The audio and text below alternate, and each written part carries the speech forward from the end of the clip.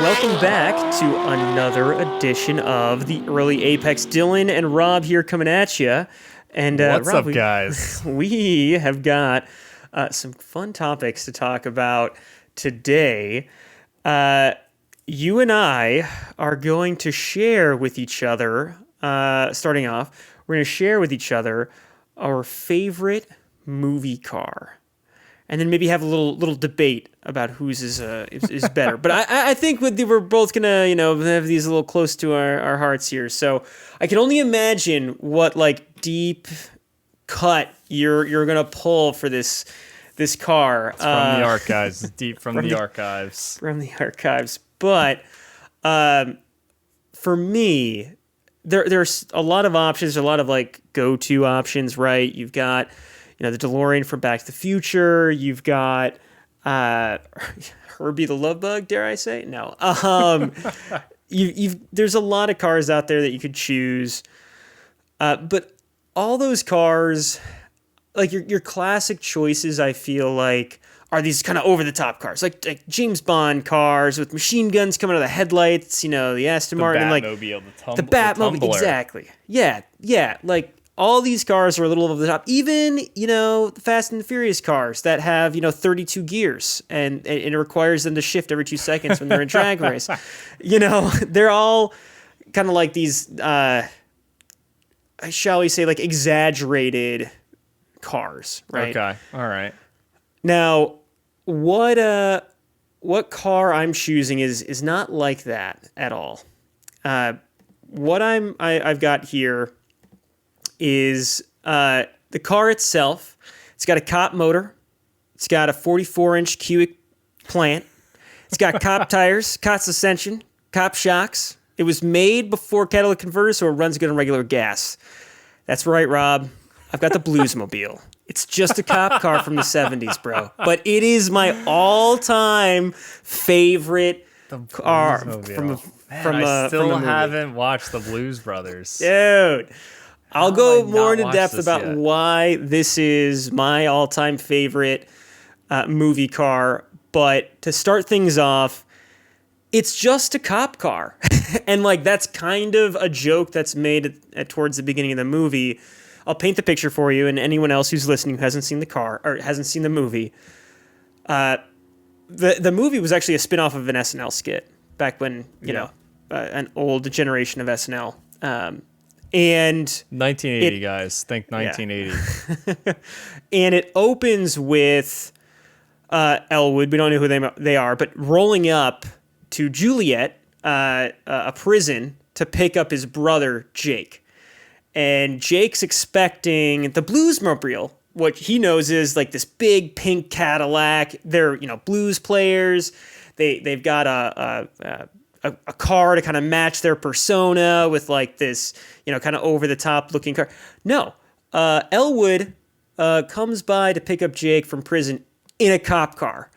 And they go through and, introducing the car to Jake and obviously the audience at the same time. Is the car just unexplained of why they have the cop car? No. It actually is explained. So he's like, right, "What happened?" Don't ruin the movie for me. No. What happened? I gotta watch it. This happens in like the first 5 minutes of the movie. Jake's like, "What happened to the Bluesmobile? The Cadillac, Jake. What happened to the Cadillac?" It's like, "I traded it. You traded the Cadillac for this?" He's like, "No, a microphone. I traded the Cadillac for a microphone. A microphone? A microphone." Yeah, okay, I could see that. So it opens with like he traded their car away for just a mic, and he ended up getting this on like auction or something like that to have some sort of vehicle, and then he goes into that line that I opened up with about how it still runs good because it was made before catalytic converters, so it runs good on regular gas. And regular old leaded gas. Regular old leaded gas. And the car is almost as much of a character throughout the movie as the two Blues Brothers. Like, a lot of the movie takes place with them either on the run. I'll get more into this, but you got to see the movie just for the car chases. I mean, they destroyed there's car chases too. They destroyed over 100 cars to make this movie in 1980. Oh my god! Like, All right, so it's a big car movie. Yes, I think it's underappreciated for it being a car movie. Obviously, everyone thinks of the blues and like the music, but it is as much a car movie as it is a music movie in my eyes. So that's the car. We'll get more into it, but I want to hear yours first. What you got? That's a good take. That's a great take. And the blues, by the way, obviously a classic of cinema. So I'm gonna bring you another classic of cinema. So of course, you know Vanilla Ice. Okay. Right? Yep. Ice Baby, Oh yeah. So Vanilla Ice had a brief but illustrious acting career. Okay. And he starred in the movie Cool as Ice. Cool as Ice. All right. Head on over to the chat. Okay, I'm coming. You got to see this poster here.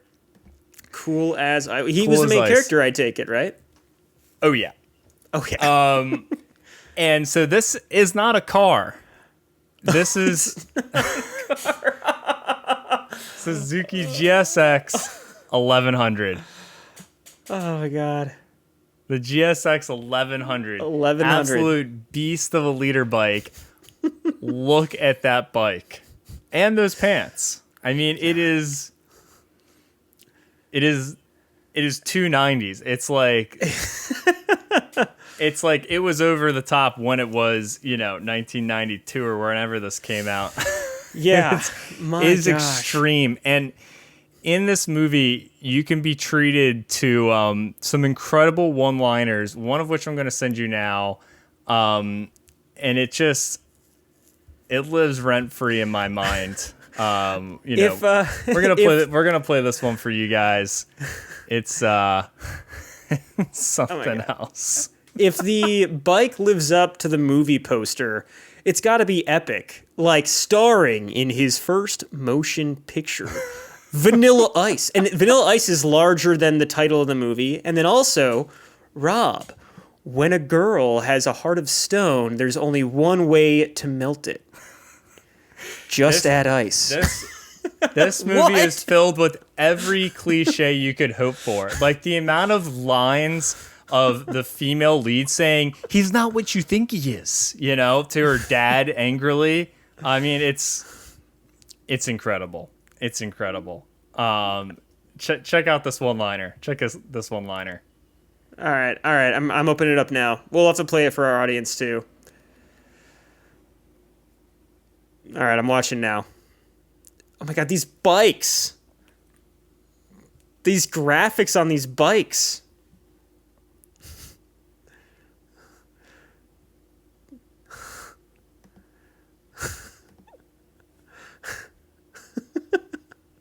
Those glasses, oh my god.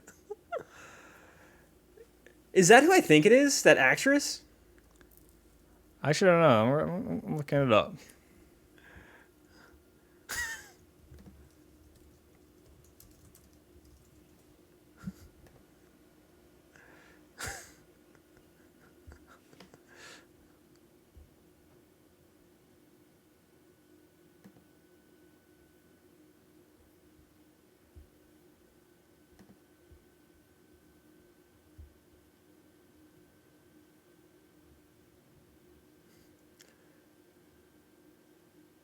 It should have played for that moment. We can just edit this. Oh, okay. I'll back it up. I thought it was the end. I'm backing it up. It should have started right before the one-liner. Is it when they're on the bikes, like like when he's saying "come here"? No. It should start at a minute 37. A minute 37. Okay, I'm gonna skip to it. Okay, I'm glad I was watching. A minute 37. The video you sent me was a minute 29. No way. Yeah. What is it? Oh no! What the heck? Why did it send me something else? I'm opening it up now, and it. Weird. Okay, that's weird that the first time I clicked on it, it took me to something else. All right. I'm going to do this. I'm going to cover up the camera, and I'll do a little clap. All right. This is for us editing in post. I am now opening up the video. Dude, I think I know what happened. I tried to skip an ad, and it skipped the movie. Or the video. Okay, here we go.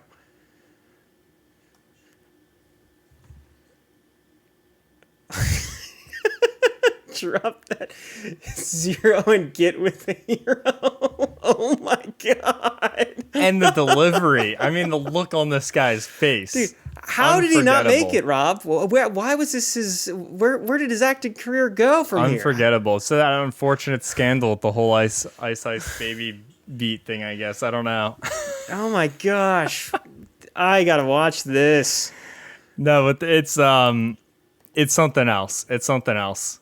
It gives you everything you would want from a very low rent 90s, like, you know, underdog love story. You know, there's, you know, you've also got the preppy boyfriend who becomes ex-boyfriend and who's an asshole, you know, and he drives C4 Corvette convertible, which at the end of the movie, not to ruin it for everyone, because I know you guys are going to be running out to watch this, Vanilla Ice with her on the back, and you know how, you know, angular and low the front is? Jumps right it. At the end, jumps it. right over the hood, over the windshield, over the whole thing. With her on the back. Badass. Things I aspire to be when I grow up, Dylan. Badass. My gosh. And the bike is sick. I mean, those graphics. Growing up. It's a sick bike. Growing up to be cool as ice. Whew. My goodness. That's hilarious. Okay. Do you have it? Okay. You got some honorable mentions? There. It was kind of when I was searching through, I felt like there was just like a lot of obvious choices.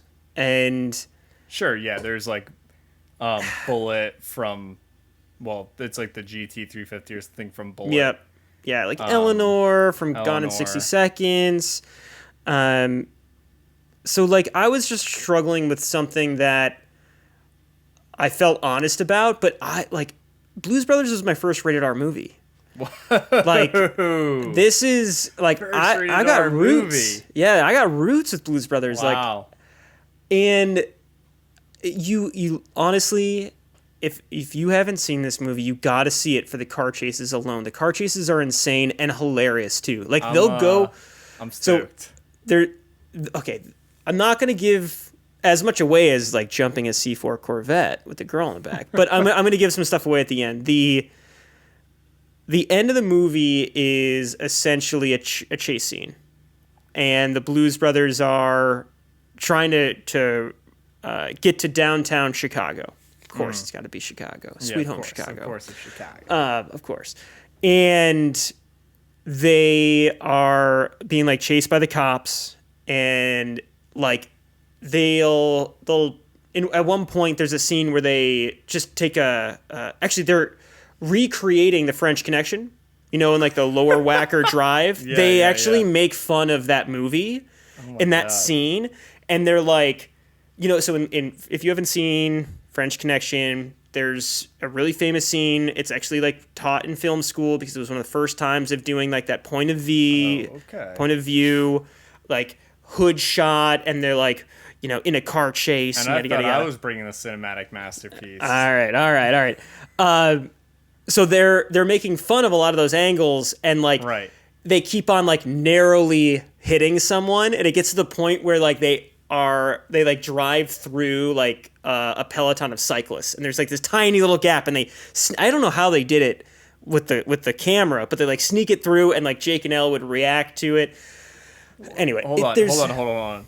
What's that? What did you say? A peloton of cyclists? It's a fancy word for group of cyclists. Yes, it's a peloton. And that's where the brand got their name, Peloton? Yes. Oh, yeah. If you don't know it's where a the peloton word of peloton, cyclists, a group of cyclists that nugget on us is Peloton. Yes. I can't wait to just like drop that into my like everyday conversations. You're welcome. So anyway, as soon as they end that scene, I'll try to edit this in. As soon as they end that scene, it cuts to them doing like a 90-degree turn through an intersection. And then for no reason, Rob, whatsoever, cars just start like flipping over on their side and like piling up, and you've got car after car after car, like long after cars should have stopped. And these are real cars. This is practical effects. Just cars smashing and smashing and smashing and smashing and smashing into each other, and then like driving over and like flipping over, and then all of a sudden, like for no reason at all. And then there's this ongoing gag that starts at the very beginning of the movie, and you hear in the background, if you listen closely, "Oh man, I broke my watch." Because the opening, one of the first scenes of the movie, chase scenes, is a chase scene through a mall. There is a car chase through a mall in this movie. Oh my God. Again, you have like the Blues Brothers are in the mall, and you got two cop cars chasing them throughout the mall, and they hit, a kiosk, and they flip over, and they're like riding on their roof. And that's where the joke begins with, "Oh man, they broke my watch." And that pops up in several car crashes throughout the movie, but very subtly. If you wouldn't know to listen for it, you wouldn't know it's there. Dude, you gotta watch the Blues Brothers. Anybody out there, you out there, you gotta watch the Blues Brothers, even if it's just for that mall chase scene. It's it opens with this. So they're like, he ran a red light. A cop like comes out, and he's going to pull him over, and she's like, I can't, or Elwood's like, "I can't pull over. I haven't been pulled over in like this long," and blah, blah, blah, blah. So he starts like running from the cops, and Jake's like, "There's not a lot of space in this parking lot. What are you thinking here?" And then it just cuts to someone checking out. He's like, "Oh, do you want anything else with that?" He's like, "Yeah, do you have Miss Piggy?" Because they're like in a retail store, and then just like, wham! The car just like crashes right through the wall into the mall. And like, you sold me. I'm mass fan. You gotta watch. You gotta watch the movie. I'm sorry. It's funny because I'm like remembering all these things. I didn't realize it was such an automotive movie. Yeah, dude. The Blues Brothers. I will stop gushing over it. Wow. It sounds like I've sold you on it. So. And the best thing is, it's just a 1976 Dodge Monaco cop car. Like, it's nothing. It's beat up. It's rusty. And at the very end of the movie, like, it's non-stoppable. It never gets stopped. Like, it can't crash. It doesn't break down or anything. At the very end of the movie, they get out of the car, and it, like, combusts into, like, 20 to 30 pieces. It just, like, falls apart. It, like, disintegrates in front. All right, I'm done. I'm sorry. I'm sorry. Well, that's the whole movie. I don't even have to watch it now. Pretty much. I just told you the whole thing. All right. This is why I don't have a runner-up, because, like, as I was looking, I'm remembering this is my first R movie. I watched this movie so many times just for the car chases alone as a kid that, like, this is it. This is my that's the car. That's the car for me. I think for me, I have whatever I watched as a kid, and that would be the 2003 Italian Job. Okay. With like, so the remake with the modern minis. Yeah, it's like Marky Mark and Charlize Theron. Charlize Theron, yep. And the guy from the Transporter. What's that guy's name? Oh, is he in it? The bald guy. Yeah. Love him. I mean, it's a whole star-studded cast. It's like, an Ocean's 11 deal. I mean, that movie, and that movie stands up. That is still a great movie. And there's like the chop shop where they're like modifying the minis, and Jason Statham. Interesting. There you go. And also they used like 50 something like BMW gave them like 50 something minis for the movie because the movie came out right in time with the car being released. And so like they had minis modified for like every different stunt. They drive them in the subway. And so they had to make electric minis for the subway stuff because they couldn't use a gas car down there, I guess. Oh, probably for the CO2 and yeah. So, I mean, confined spaces. A lot of cool stuff like that. And it's like still the era of practical effects. So, I mean, I don't think there's a single stunt that was CG'd. It's all practical effects driving. And it made me want to get a Mini. And then I got a Mini. And I've had 2 of them. So, dude, it worked. They're awesome. It worked on you. It worked on me. And the other one that will, I think for anyone who's in their late 20s, early 30s, this will unlock a deep core memory for you, because I had not thought about it until someone made me remember it. Catch That Kid. 2004. It's a bunch of kids on go-karts who do a bank heist and then escape on the go-karts. What? And it is... I don't think it's a good movie. I think it's a super average movie, or below average. Not even as good as like Spy Kids, but it's of the Spy Kids era, and it is just like it's a core memory. Thinking about how freaking cool those kids were, racing around in go-karts on the street, like dropping like, you know, spike strips or like spiked balls to like, you know, blow the cops' tires out and all that. All because like the girl's mom has cancer and they like can't afford the treatment, and there's like this one special experimental treatment that'll totally cure her, but it's too expensive, and so they do like a bank heist. I gotta watch that movie again. I'm working purely off memory. I've seen the movie once in my life, and I saw it in the theaters in 2004. Dude, you're doing pretty good. It's got Kristen Stewart in it, by the way. Oh, really? Yeah. Young Kristen Stewart. That's too funny. There you go. You know? You know what? I'll say this. You know, another couple of like classics, like the Ghostbusters car.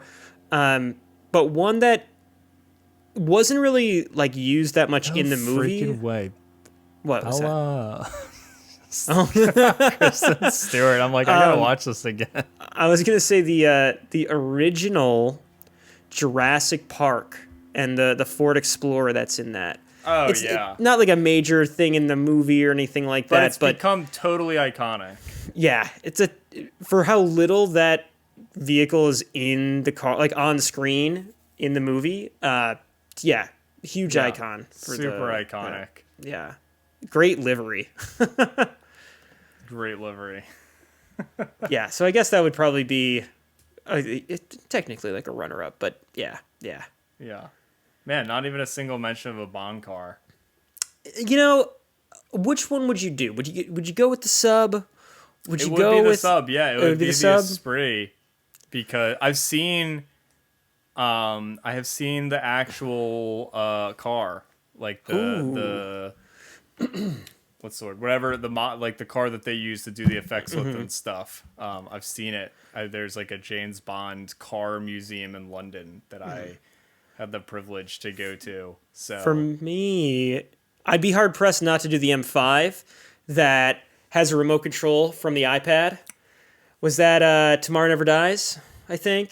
Tomorrow Never Dies. Is that one's like not new enough to have an iPad?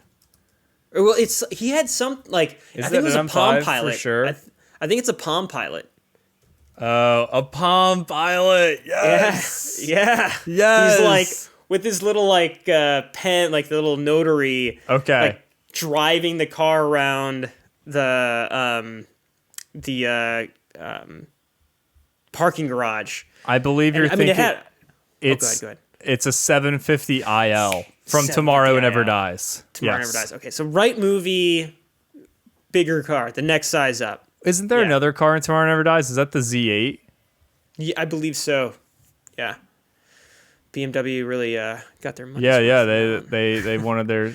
But yeah. I'll never forget like Pierce Brosnan, James Bond at the time. Yeah. Is like in underrated cover. Bond. Underrated. Oh Bond. yeah, very much so. Undercover, like behind some like cement thing, and he's got his like Palm Pilot out, and he's like taking out all the bad guys, like driving his car around. As a kid, I'm like, that's cool. Yeah. Like missiles are sweet, machine guns are sweet, but like, yo, got my little Palm Pilot, man, freaking driving that car around. What's the one where it's Halle Berry, and they're driving on the ice, and he's in like an Aston Martin? Is that The World Is Not Enough?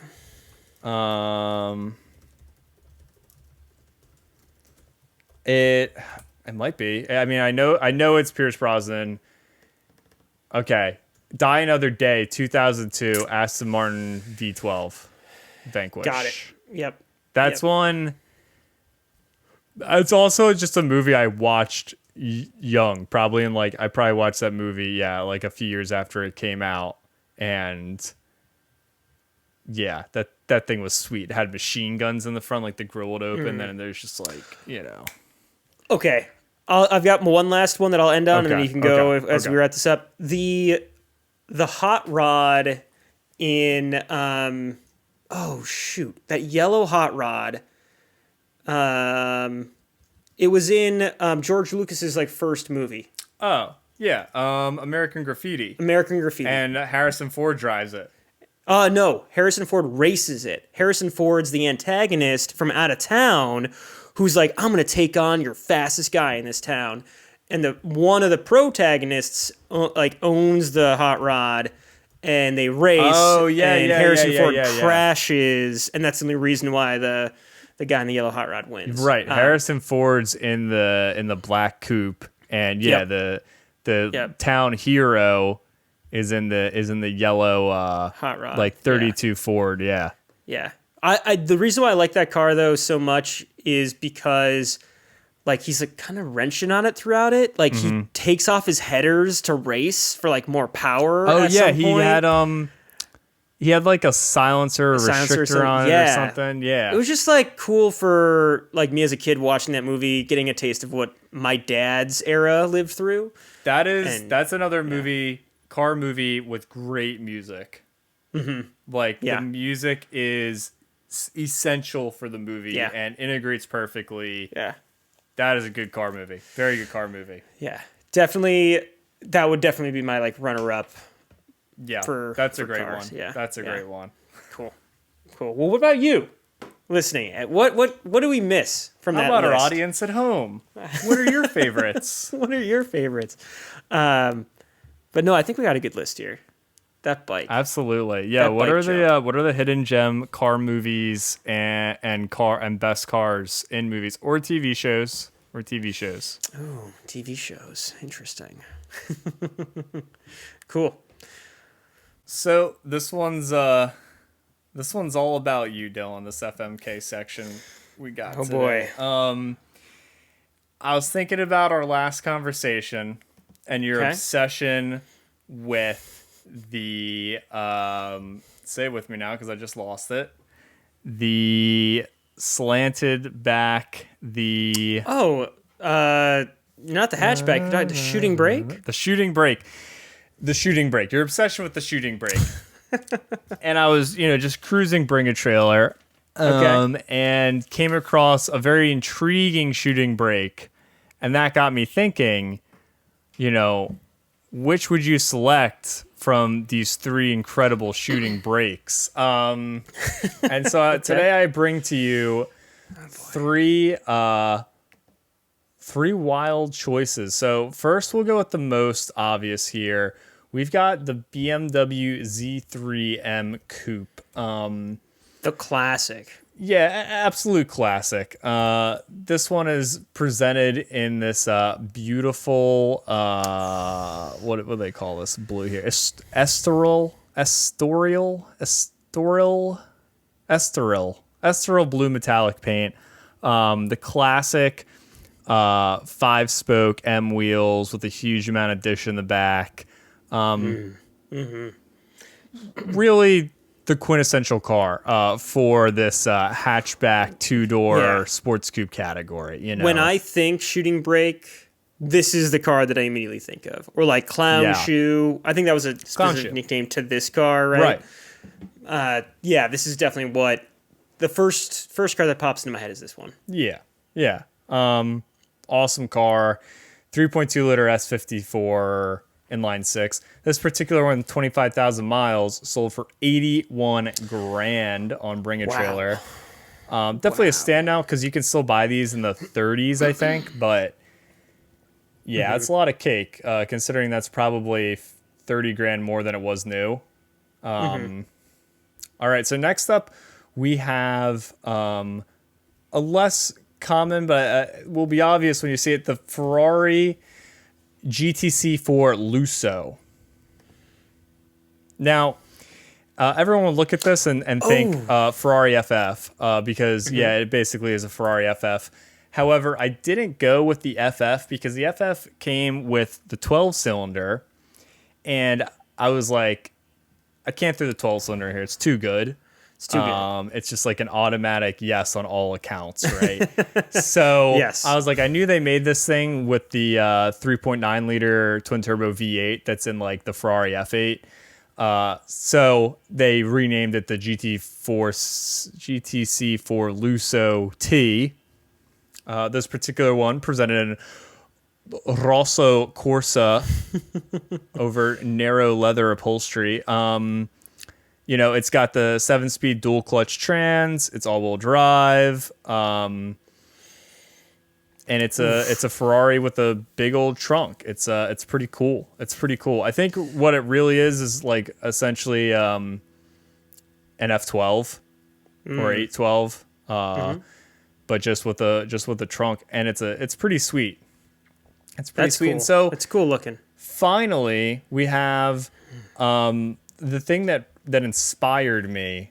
This thing is out of control. It is insanity.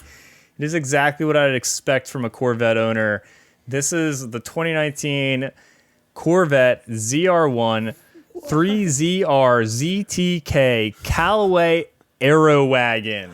Oh my God. The Aero Wagon. What a sweet name. The Aero Wagon is a body kit that Callaway made for the C7 that basically puts a Dodge Magnum looking trunk on a C7.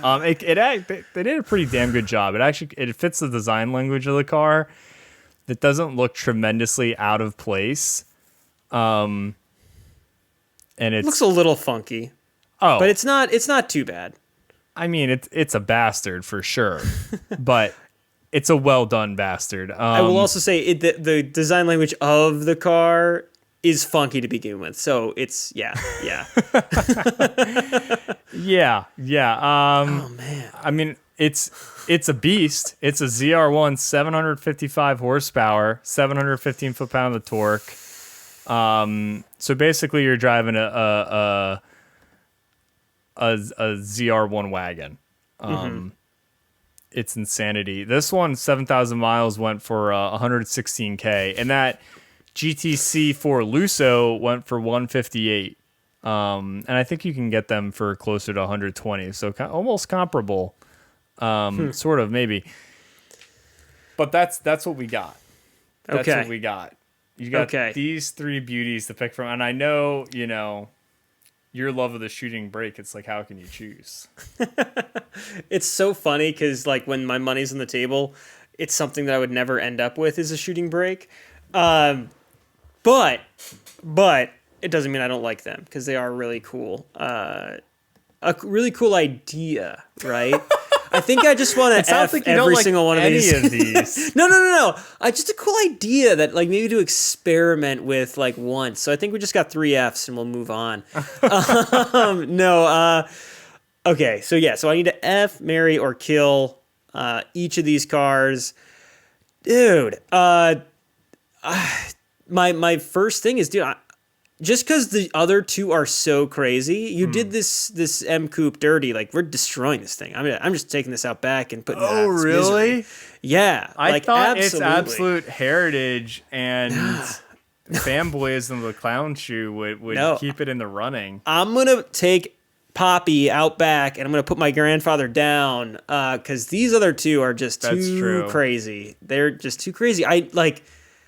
Just a ZR1, I need to drive that, like, period. The fact that it's like a shooting brake is just icing on the cake. Just, like, doesn't matter. Just absolutely insane. Stick shift ZR1. I'm not someone who, I mean, I love Ferrari as a kid. Ferrari was, like, the brand I loved as a kid.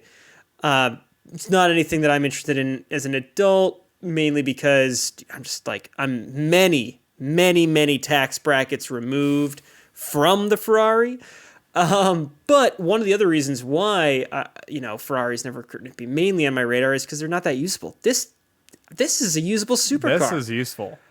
Like, And it's way more useful than what that Corvette looks like, because that is a just tiny, tiny hatch that's on there. Yeah. It's probably built better too, honestly. Ferrari builds things pretty well. After like 2010, their quality is up there. I don't even think they break anymore.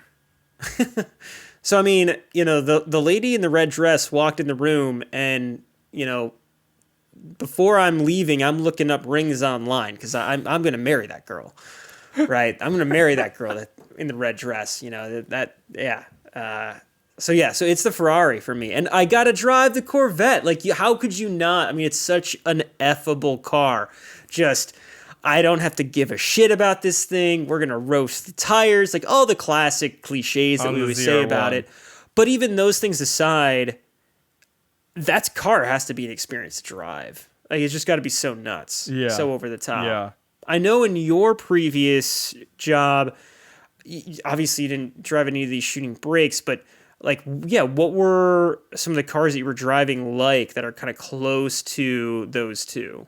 Honestly, none of them. Well, all right, that's not true, because I guess the FF is an all-wheel drive version of the F12, 812, and I've driven an F12 and an 812. So, okay. What are the differences there? So obviously it's not the shooting brake; it's just a coupe, but no all-wheel drive and same engine. Rear-wheel drive, but same engines. Well, there's no V8. I've driven the Ferraris with that V8. I actually think it's a horrible sounding engine, is what it is. It works great, makes good power. The way Ferrari has it tuned, it makes like linear power up to the red line kind of deal. So you're telling me terrible that I'm gonna have to wear Ferrari. Yeah, I'm gonna have to wear earplugs at night to get through my marriage, is what you're saying. I mean, it's just like not an engine that ever sounds good until you just like straight pipe. You literally have to take the cats off, straight pipe it, and then you get some interesting sound. But it's the hybrid turbos. Hybrid turbos just like ruin the exhaust note. The exhaust note. Things. Yeah. Interesting. Yeah, it's like it kills it. It kills it. Okay, so that's interesting.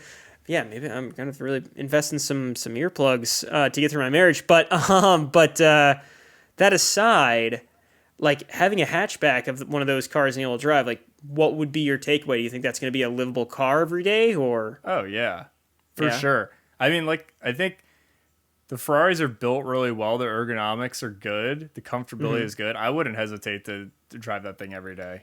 I mean, I also wouldn't hesitate to drive like a 488 Pista every day either, but no, that's a totally livable car for sure. Yeah. I think I mean, that was the purpose. I think there's a lot of rich sons of bitches that drive them every day, like in the Swiss Alps, in the snow, whatever. Yeah. I mean, you got your skis, throw them in the back, right? No, the V12 version of that is really like, you're a rich motherfucker. This is the ultimate daily driver. The V12 version. Didn't Chris Harris have one of those? I'm pretty sure. Did he? I don't think so. Maybe he had one for like a long-term review or something. I mean, I'm sure he's driven them. Yeah. But they're very cool. They're very cool. They're also super rare. So what would your choice be? I think I would definitely have the Ferrari as my daily. That's the Mary. All right. You're picking out a ring too. Got it. Yeah, absolutely. I think that's just like, it's a good product. That's like what is that? An 18? Yeah, it's like, it's a nicely built, everything's nice about it. It feels like a luxury product as well. Whereas the Vet feels like my Chevy Sonic. So now are you as curious as I am about the Corvette? I'm or are you really gonna go not for sure, because I grew up with the clown shoe like up here. Like the ultimate vehicle. Like me and my buddies, I had a buddy with a 318 Ti, right? And it was like our holy grail was rear-wheel drive hatchback. And the 318 Ti was what we could afford, but the clown shoe, the M clown shoe, was like the greatest car ever made. And they were expensive back then. Back in 2010, they were a ton of money. Everyone knew they were special, and they still do. And I think for all those reasons, I have to take that car because I need to know what it's like. Yeah. I need to know what it's like. I feel like the ZR1 will be insanity, but like I don't think it just doesn't have that driving allure for me. Yeah, driving that car is going to be no different from driving any other ZR1, right? Oh yeah. Like the clown shoe. I'm not saying I don't. I mean, I would love to drive any stick shift that makes all that power. I've never driven a stick shift with that much power. Yeah. But the clown shoe, like that is a very unique like car that you can really only experience like that. The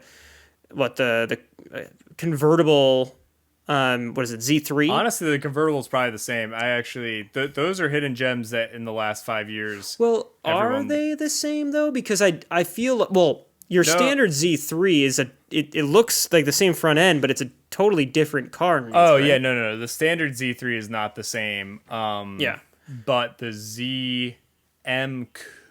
ZM convertible, I forget what the hell they named that thing. They had some confusing naming back then, but the convertible version of the ZM Coupe, Z3M Coupe is like the same car, same engine. Mm-hmm. I think everything's the same. It's just a convertible. Okay. And those are pretty sweet. And they actually have really nice interiors with a bunch of like real gauges in the center cluster, and like I think they're really like an underappreciated gem. And just recently their prices jumped up because like 5 years ago you could get one for like 10 grand because no one really liked them. They're kind of an ugly duckling, kind of 986 box 3 ugly duckling. But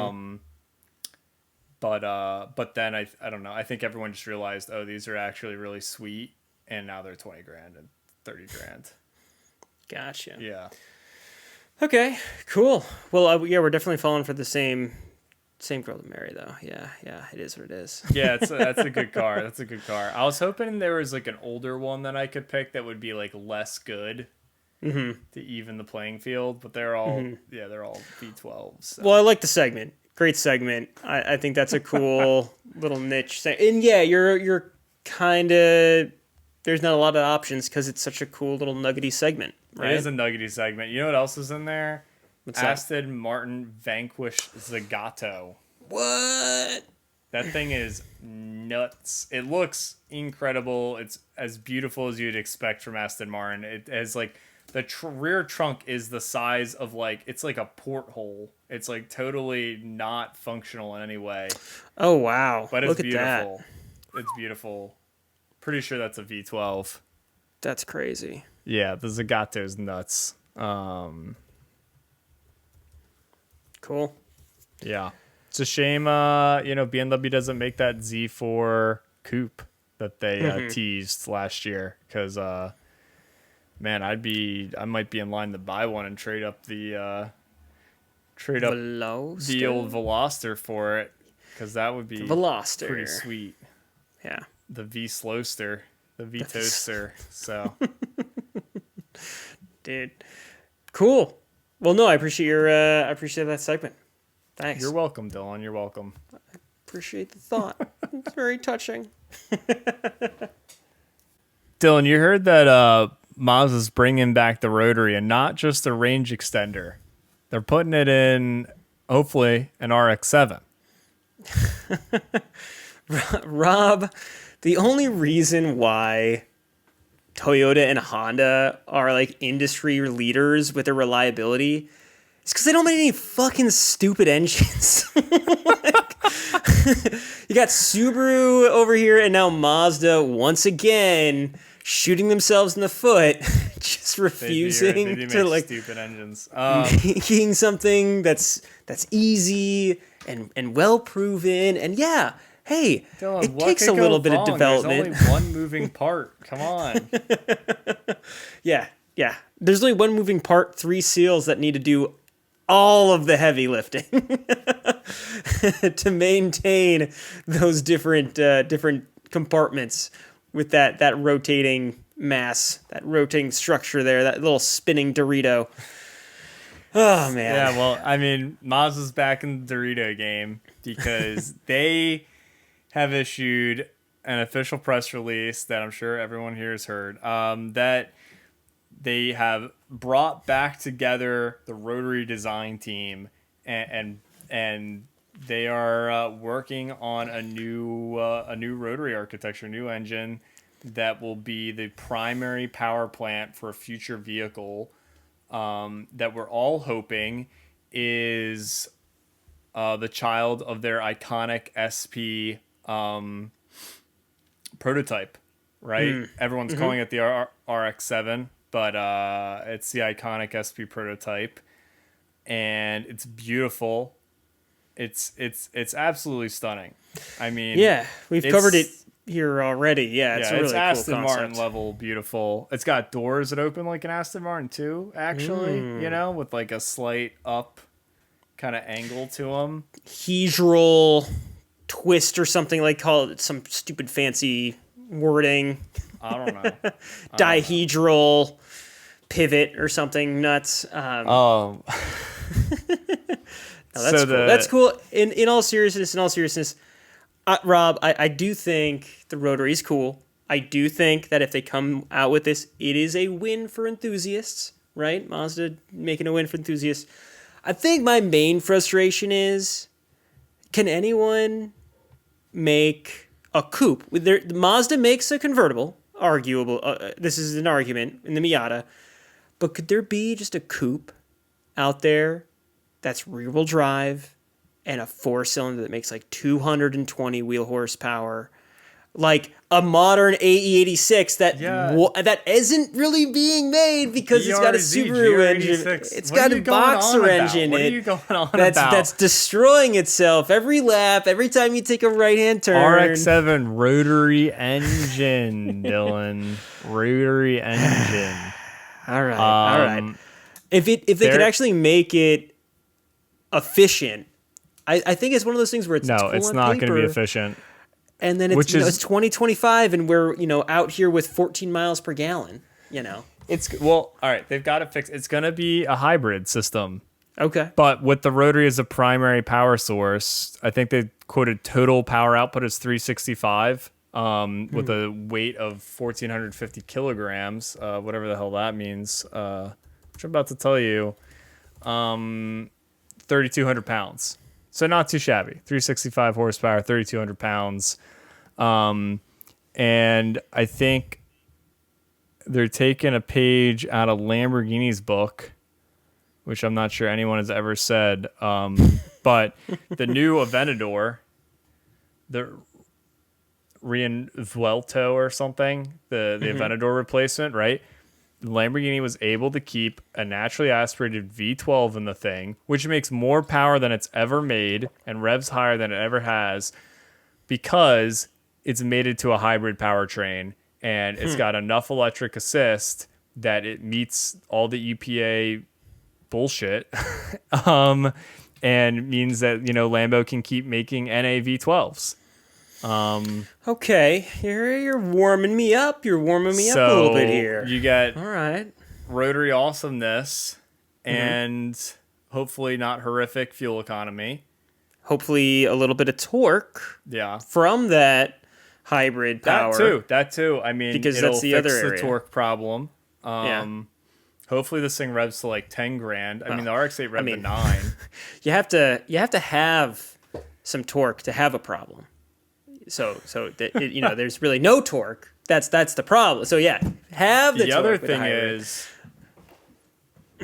if Mazda stays true to spirit, and as Mazda has always said, and I love to hear them say this in Japanese and read the subtitles. It's about the feeling the car gives you. It can't be explained by logic, Dylan. It's about the feeling. And that means that I hope it will come with a manual, which will mean, I think as far as I know, the only manual hybrid car other than the Honda CR-Z.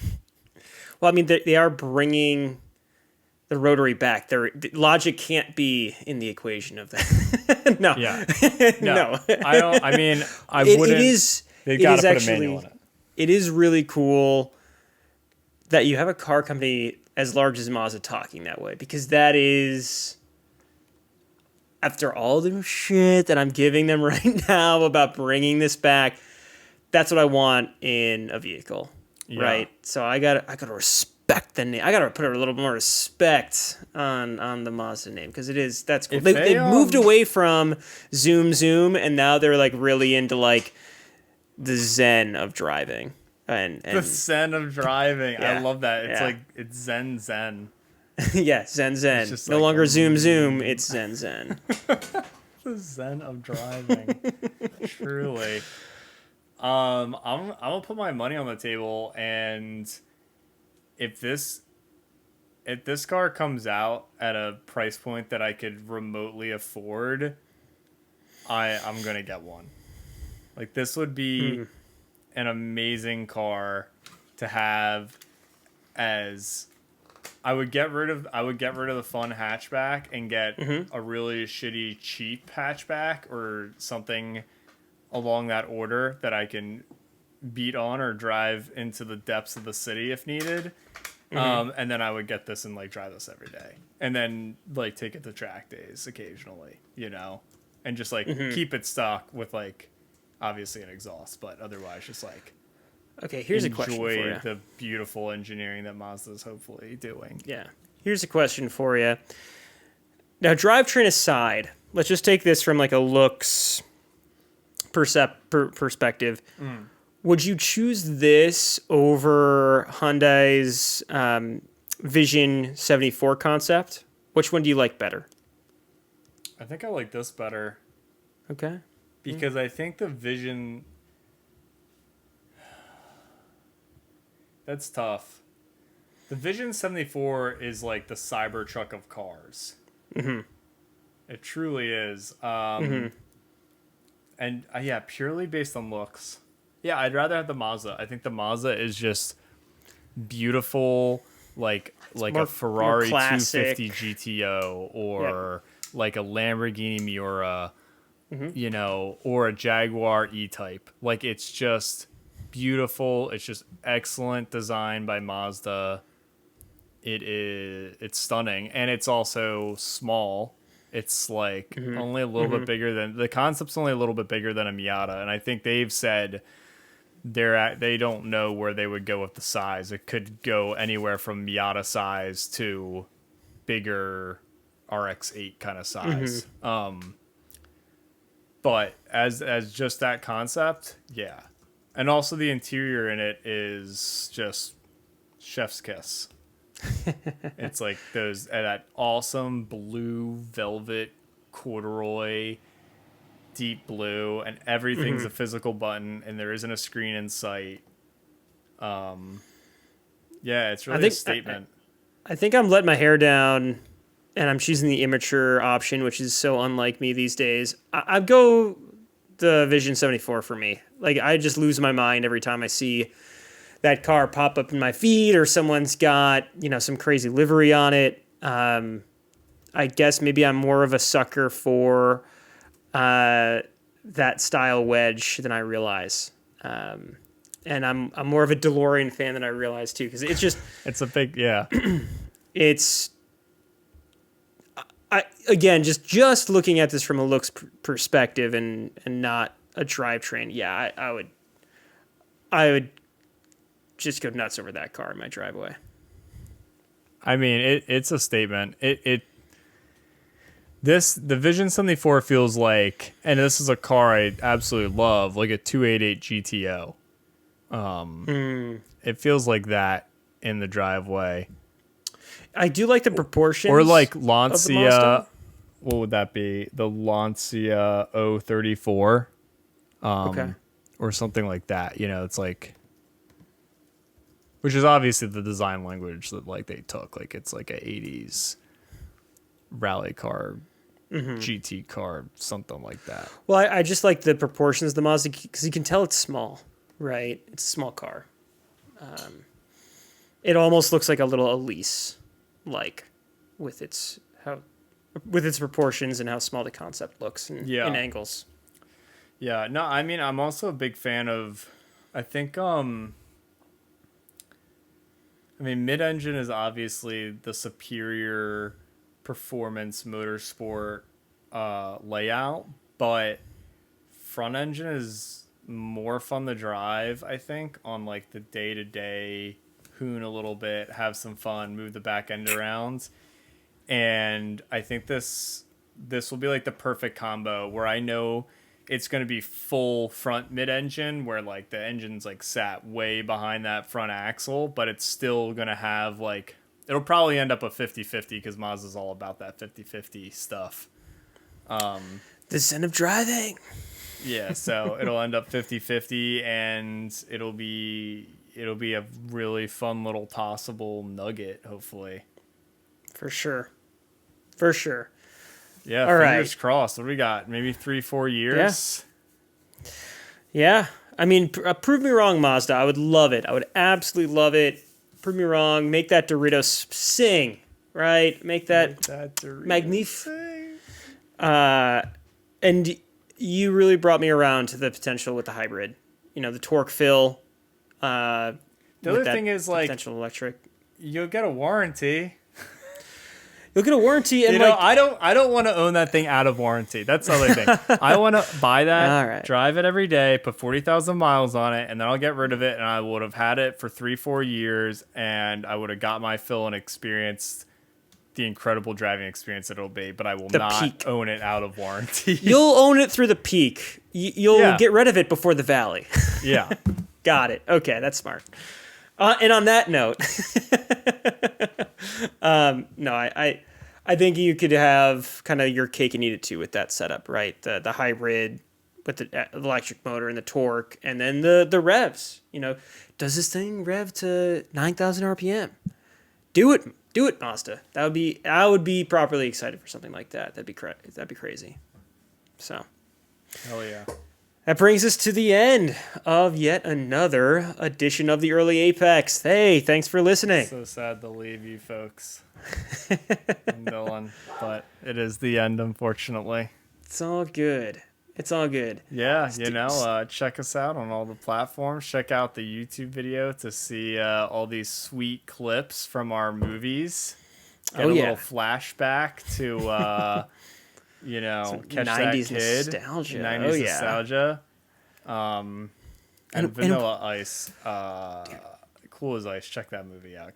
Rob, you've got to watch the Blues Brothers, man. Yeah. I might have to go and watch the Blues Brothers after No, we're going to... Well, first I have to watch The French Connection, and then I'll watch the Blues Brothers. And then have you not watched The French Connection? Yeah, I don't know what it is. I've started it probably twice and get 10 minutes in, and then I'm just like not in the mood, or it doesn't quite like scratch the itch. I think The French Connection is like a movie. It's made in the 70s, right? But it's about the 50s or the 40s, right? It's something like that. I think it takes place in the 60s. I just remember I think the 70s production. Me not enjoying the 70s production style. Yeah, it was very... At least it's a in slow that movie. Where like another movie like I'm blanking. Anyway, I'll watch it. Yeah. Watch them both. You'll really enjoy Blues Brothers. I'm sure of it. So, cool. Well, we'll catch you next time. Bye-bye now.